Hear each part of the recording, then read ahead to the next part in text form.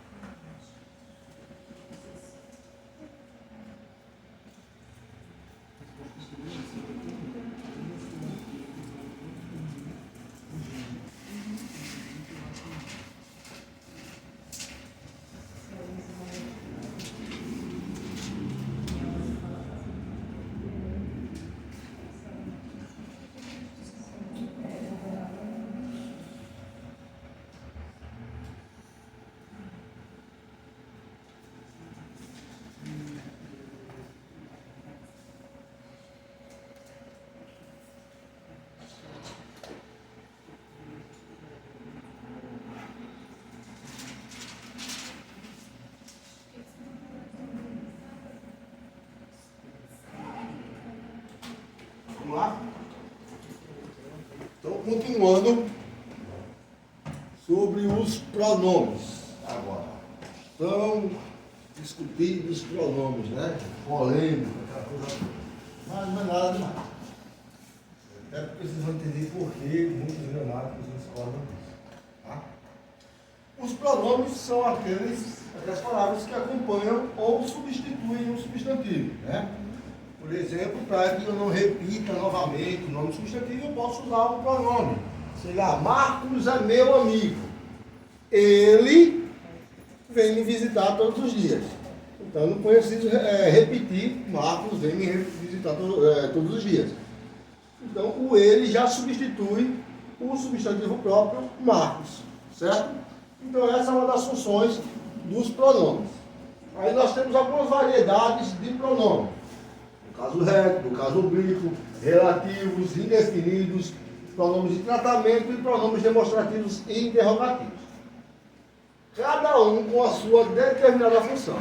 Eu preciso observar aqui, com os pronomes do caso reto, como é que eu vou diferenciar eles do caso reto para o caso oblíquo?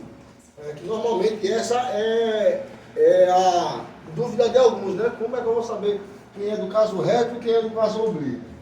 Eu só preciso lembrar que os pronomes do caso reto são aqueles responsáveis pelas pessoas do verbo. São aqueles que eu uso para conjugar verbos, né? Eu não consigo conjugar verbos com me, tem, li. Eu faço o quê? Eu, tu, ele ou ela, nós, vós, eles ou elas. São esses pronomes que eu uso para conjugar verbo. Então, se eu lembro que os pronomes do caso reto são as pessoas do verbo, eu sempre vou lembrar de eu, tu, ela, nós, vós, eles ou elas. Beleza? Tranquilo até aí, né? Já os pronomes do caso oblíquo, eu não consigo conjugar verbo com eles. Eu não uso eles para conjugar verbo. Certo? Olha lá. Eles servem para acompanhar o verbo ou o substantivo. Olha lá. Me, mi, te, ti, lhe, comigo, contigo, consigo, se. Ok? Por exemplo, quando a gente fala na língua vulgar, né? Fulano se lascou. Né? Então, esse se é um pronome do caso oblíquo. Para dizer que ele lascou-se, né? Da forma mais, do jeito mais formal. Ele se lascou, ele lascou-se. Por quê? Porque depois a gente vai ver lá, né? Colocação pronominal, o pronome vem depois do verbo nessa frase. Ok. Pronomes relativos. Eles servem para, como eu falei naquele primeiro exemplo, para falar de um substantivo de alguém que já foi mencionado antes, para que eu não repita novamente aquele substantivo, tá? Então eu vou usar os pronomes relativos para retomar algo que eu já falei antes, sem precisar repetir. Sei lá, Meliante foi preso após a agressão não sei de quem, cujo está na delegacia. O cujo é quem? O meliante lá, certo? Então eu posso usar o cujo, cuja, porque masculino e feminino, o mesmo, a mesma, o qual, a qual, são pronomes que são relativos a algo que eu já mencionei anteriormente. Ficou claro? Tranquilo, né? Já os pronomes indefinidos, olha só, ele é o oposto desse cara aqui. Já os relativos, eu menciono a alguém que eu já falei, ou algo que eu já falei antes. Já os relativos, eu falo de algo sem especificar aquela coisa. Olha lá. Algum dia eu serei rico. Meu Deus, eu estou com tanta... Né? Vai rolar. Vai rolar, carro, é riqueza, vamos lá. Algum dia, eu não especifiquei qual é o dia. Qualquer dia. Ou nenhum dia eu terei a minha sogra morando comigo. Ninguém quer, né? Todo, toda, ninguém, qualquer, nenhum. São palavras que não especificam exatamente o objeto ou a coisa que eu estou falando, né? Por exemplo, todos foram aprovados. Estou generalizando.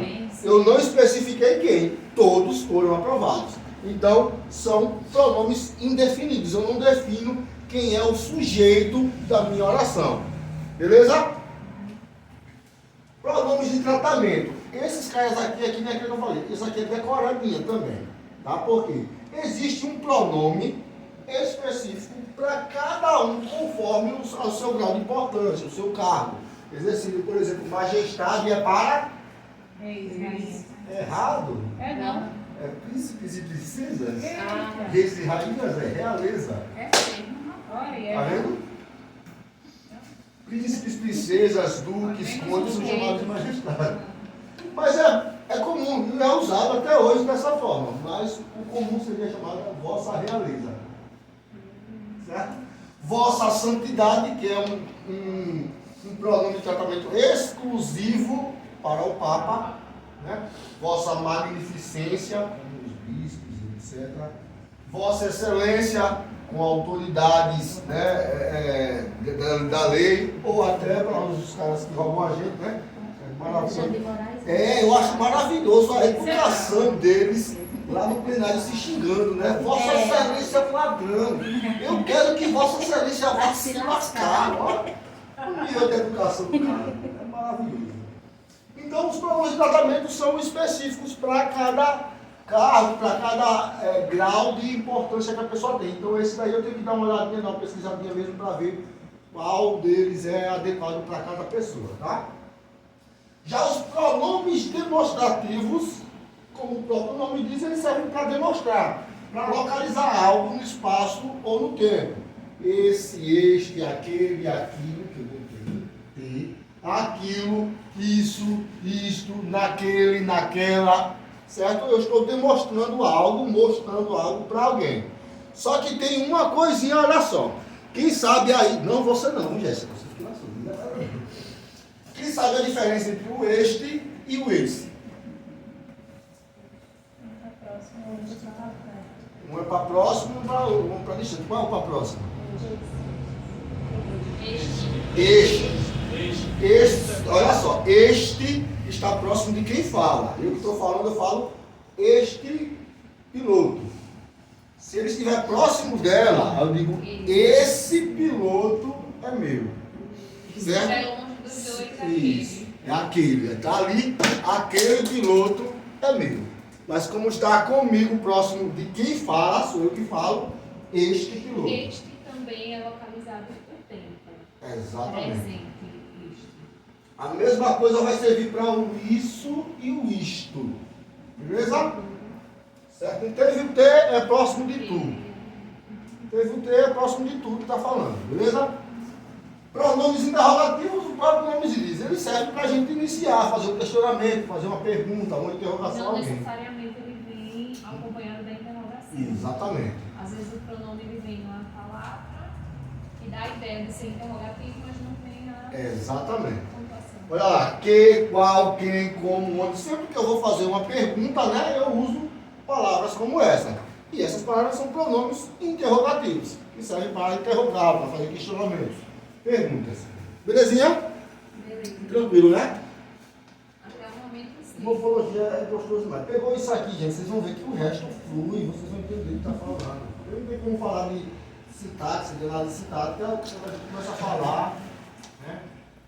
Você vai fazer da saúde, né? Sim. Agora imagina você fazer uma cirurgia no cérebro de alguém sem saber a anatomia. Né? Vai abrir o pulmão do cara lá e...